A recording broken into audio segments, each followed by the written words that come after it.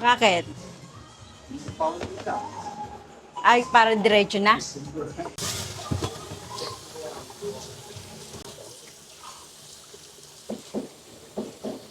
Okay. Pasang ko ulit kamote.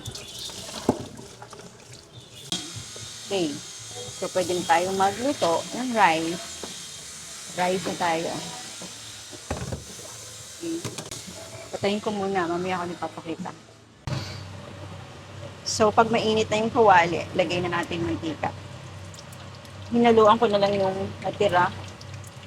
At kasi, ikot natin. Gigi.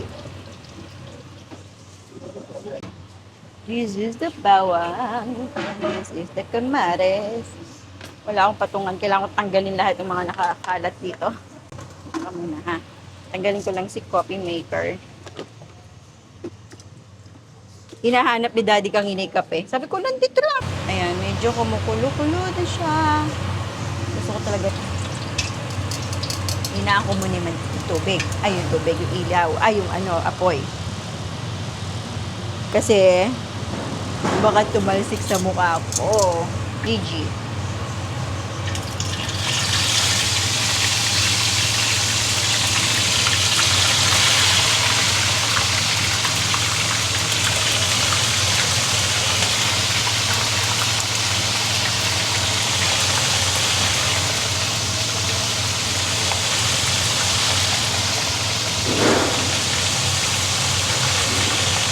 Ganun muna.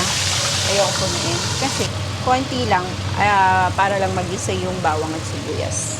Mga gulay na kailangan. Ito lang ang medyo mabusisi talaga. Yung pinaka-hagod natin. Siya, ang pinaka-mabusisi sa lahat. So, this is the bawang. Okay, natalsikan ako. Tsakit. So, ayan. Gisa ko lang si bawang. Okay.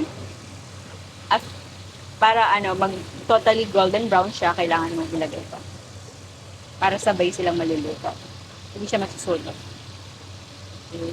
Gusto ko maraming bawang, maraming sibuyas. Kasi yun yung nagpapalasa talaga, guys, sa ating niluluto. Kulay ng bawang. Malapit na siya mag-brown. Uhulog ko na si sibuyas. Para pag naluto na si sibuyas, luto na rin yung bawang. So, gusto ko na siyang ilagay. Okay.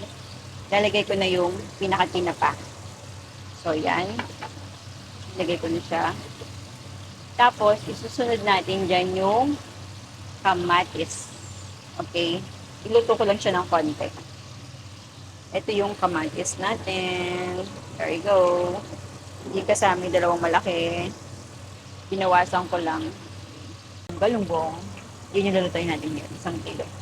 Let me check this first. Okay. Check muna natin.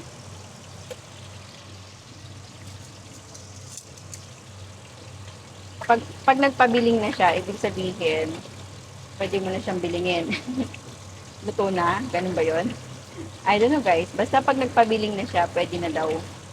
Sabi ng lola ko nun. Huwag daw pipilitin. Kasi pag pinilit, masisira.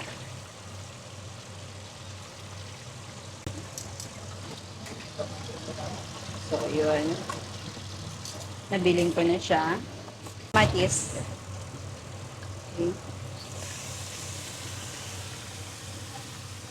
Nagay ko yung kamatis.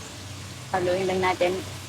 Kaya napansin nyo, malalaki yung hiwa ng kamatis. Kasi lulutuin naman natin yan. Tsaka para mas maganda yung kanyang portion. Siya pino. Kung isa-sorsyado mo siya, dapat pino. Pero pag ganyan, mas gusto ko yung medyo malalaki. Okay, takpan natin siya. So, let's check the kamatis. There you go. So, ganito yung itsura niyan. As you can see. Ayan ang texture niya. Naluluto na siya. Medyo piga-pigain natin siya. Ganyan guys. May piga-piga. Para paano yung katas ng kamatis lumabas. So, ayan, malapit-lapit na siya. Pag nakita nyo naghiwalay na yung mga kamatis dun sa balat, luto na yun. Pwede na tayo maglagay ng susunod na ingredients na gulay. Itong kakainin mo. Okay. So, yun. Pwede na tayo maglagay ng kamote. Lagay ko na si kamote. After mo maglagay si kamote, haluin mo lang, and then takpan ulit para maluto si kamote. Ngayon, punta tumalsik tuloy. That's my fault. Gusto ko lang maluto yung head.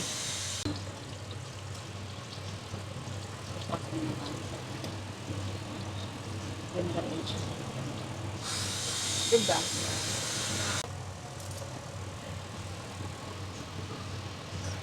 Lagyan natin siya dito. There you go. Lagyan ko siya ng paper towel para masip-sip niya.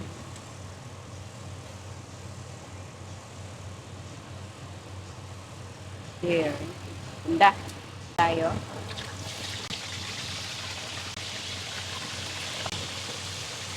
Bawat ano. There. Kamote. Kamote naman. Hoy! Okay. Gusto kong lagyan ng konting sabaw, guys. Ang ganda, oh.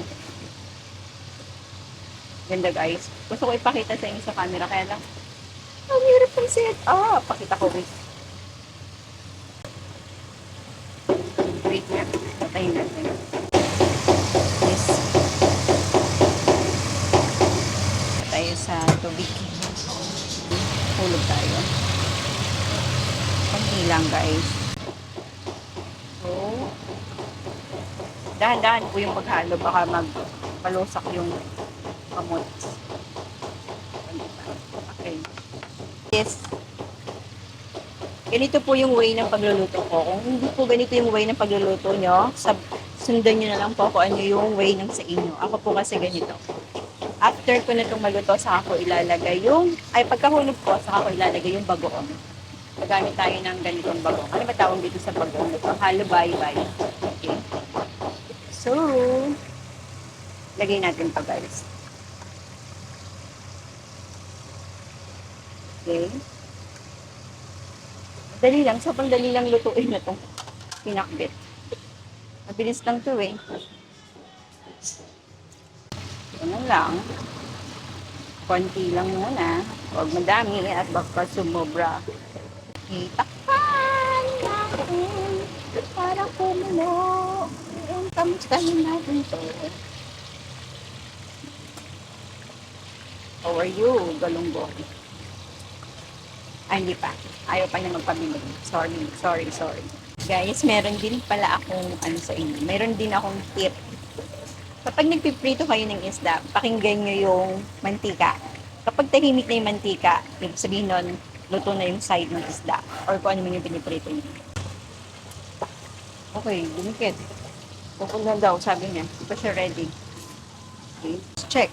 Kalimutan natin. Check natin ito, guys. O, diba? Usok-usok na siya. Try natin haluin. Wow, ang perfect. Ang perfect. So, kung makita nyo sana. Wait, kukunin ko yung phone.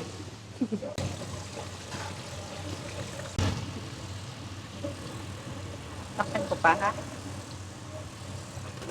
Takpan natin.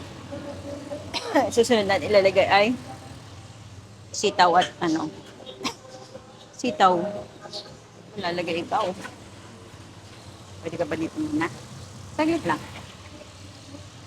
Sitaw at sigarilyas. Walang mani, sigarilyas and okra. Okay.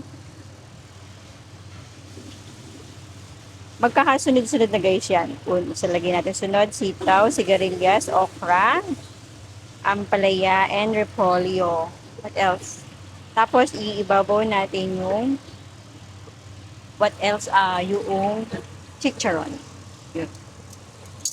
May talong pa pala, guys. Bilis maluto kasi sa talong. So, yung talong, medyo second to the last.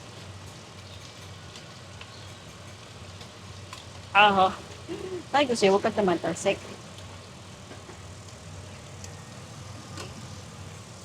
Pinag-usapan yun. Sabi ko sa kanya, huwag siyang tumatalsik eh. Okay, next.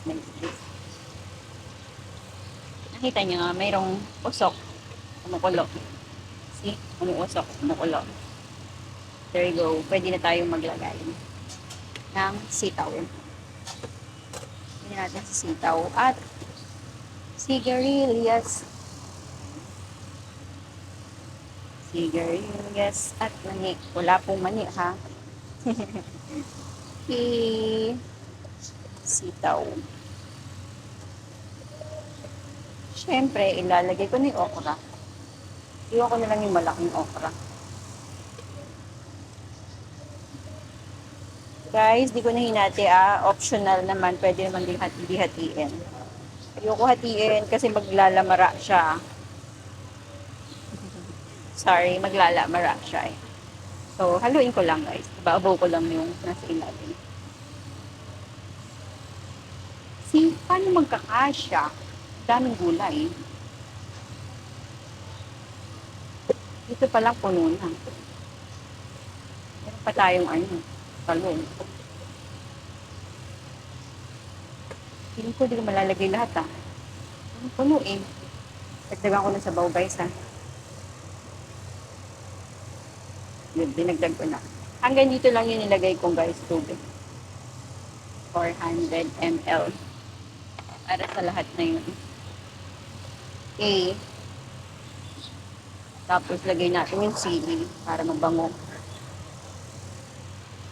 Yan. Takpan. Eh, kapakadali lutuin. Hanip yan.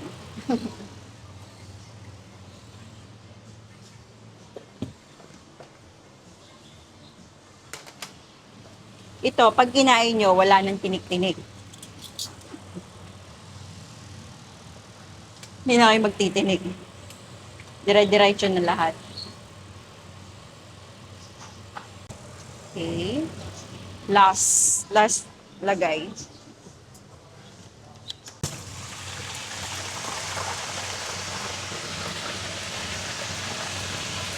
Pwede po kayo maghiwa-hiwalay, ha? Pwede po kayo maghiwa-hiwalay. Vegetables. Okay, not yet done. Word! Okay na eh. Pwede na tayo maglagay ng iba pa. Ilagay ko na ibang chicharon. So, ilagay na atin ng talong. Talong. Daming talong. Okay. Ito kasi para hindi mapait guys. Ganito ginagawa ko. Kasi pag nalulusak talaga siya, yun siya pumapait.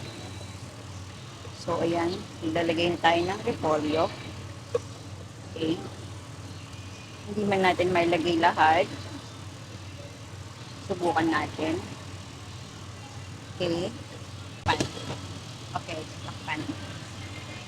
Yan, takpan muna. Piling ito isa. Piling ko kasi pwede na siya. Ito lang ulit to. 100. So, bali total na to na itubig ko is 500 lang. Yun lang. Para mag-simmer dun sa ibabaw, dun siya sumingaw, magkaroon ng steam dun, di ba? Yun yung magluluto sa gulay sa ibabaw. So, balikan natin yan. Maya-maya. Natin. Natitira pa. Okay. Check. See, ang ganda. Oh, pwede ko na siyang haluin. Haluin natin.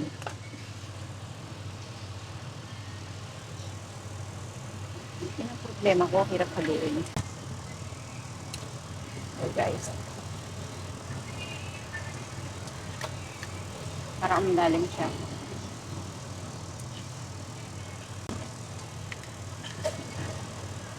Hirap lang ulit ng lagayan. Tingnan.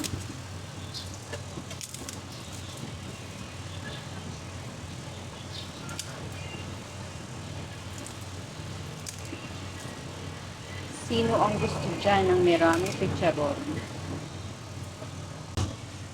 Ngayon ko ng konti.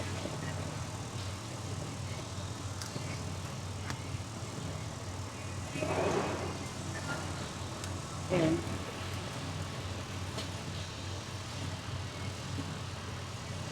Ito yung ano natin. Ang tawag dyan, repolyo. Tapos, kukunin ko na yung fish dito sa kabila. Ah, tapos na nga eh, pumaptalasig ka pa. So,